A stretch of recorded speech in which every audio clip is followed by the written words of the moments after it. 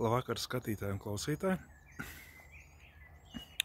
Beidzot varu parādīt, ka esmu beidzis flīzēt, kā biju sievai solījis uz viņas vārdienu. Viņai šodien vārdiena. Nu, tas ir iepriekšējais flīzējums. Tad parādīšu, kas man bija tā. Tad šito daļu pabeidzu. Man vēl tikai jāizšo, jo šodien faktiski pieliku pēdējās 5 flīzītes, dabūju griezt. Tad šitien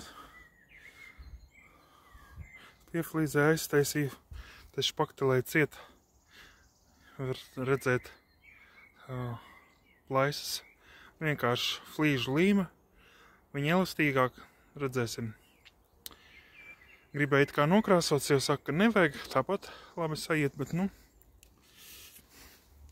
skatīsimies tā šiten, šo daļu, nu, flīzēju. Tad te ir vēl atstāta lūciņai vieta, bet tur jāizdomā kaut kāds rokturīts vai kā, tāpat kā arī tajā pusē ventilācijai. Un salaidu, kad šo stūri kalu nost drusciņu, novēlās uz kilogramiem 40 gabals. Neturējās. Tā, bet, nu, sanāca labi. Biju mūrējis un ar flīžlīmi to visu taisīju. Biju bišķiņu nogājis, dabūju vakar kalt, vēl nost, bet, nu, sanāca labi. Tā. Nu, kad tālāk flīzēšu, tad parādīšu tālāko darbu. Šitas bija man primārais, kas man bija jāizdara. Tagad jāķerās pie skursteņa tīrīšanas un vienai cukai jātaisa. Suņi nevar sadalīt hierarhiju.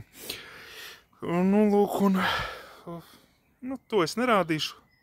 Tālākos darbus, kas būs ārpusē, noteikti parādīšu.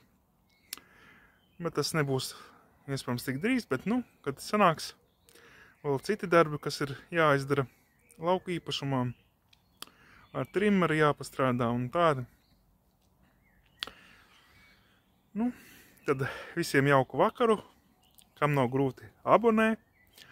Paldies tiem, kas jau liek īkšķus augšā, tas man stimulē uzlabot savu kvalitāti.